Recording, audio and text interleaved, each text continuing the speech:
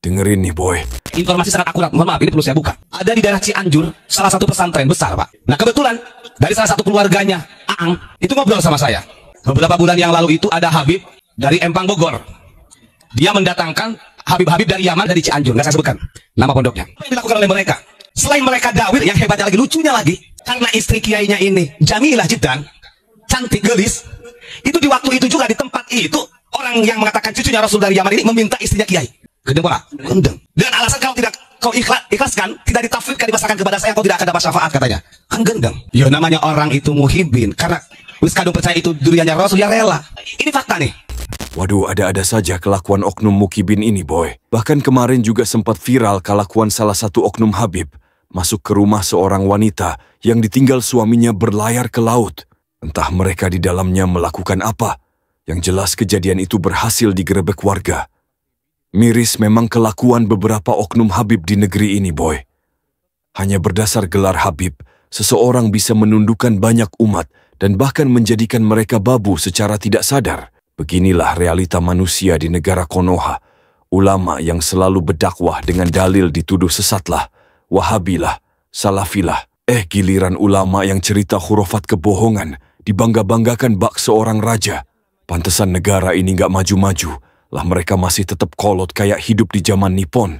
Jadi gini ya boy, Islam mengajarkan umatnya untuk menghormati dan memuliakan ulama, sebagaimana mereka adalah pewaris para nabi yang menyampaikan ilmu agama dan membimbing manusia kepada jalan kebenaran.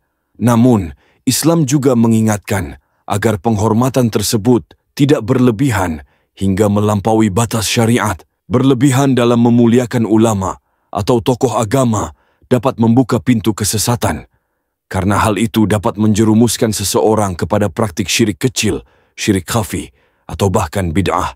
Rasulullah SAW bersabda, "Janganlah kalian memuji seseorang secara berlebihan, sehingga kalian menganggapnya lebih tinggi dari kedudukan yang seharusnya."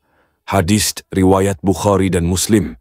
Hadis ini menjadi peringatan agar kita tidak meletakkan ulama pada posisi yang terlalu tinggi, seolah-olah mereka memiliki kemampuan luar biasa atau kekuatan magis. Pengagungan berlebihan kepada ulama dapat membuat seseorang lupa bahwa hanya Allah yang berhak disembah dan dimintai pertolongan. Bahkan, Nabi Muhammad SAW sendiri melarang umatnya untuk menjadikan beliau sebagai perantara dalam berdoa kepada Allah. Janganlah kalian menjadikan aku sebagai perantara untuk berdoa kepada Allah. Karena sesungguhnya aku hanyalah seorang hamba, panggillah aku dengan namaku, Muhammad bin Abdullah. Hadis riwayat Bukhari.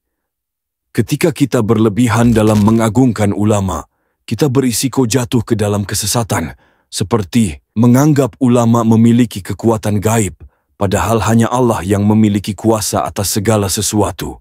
Meminta pertolongan kepada ulama, baik yang hidup maupun yang telah meninggal, seolah-olah mereka bisa memberikan manfaat atau menghilangkan bahaya tanpa izin Allah. Menjadikan ulama sebagai panutan mutlak hingga mengabaikan Al-Quran dan Sunnah sebagai sumber utama ajaran Islam. Allah Azza wa Jalla berfirman, "Dan janganlah kamu menjadikan manusia sebagai tandingan bagi Allah, karena sesungguhnya Allah mengetahui, sedangkan kamu tidak mengetahui." Quran Surah Al-Baqarah ayat 115. Oleh karena itu, marilah kita tetap menjaga keseimbangan dalam menghormati ulama.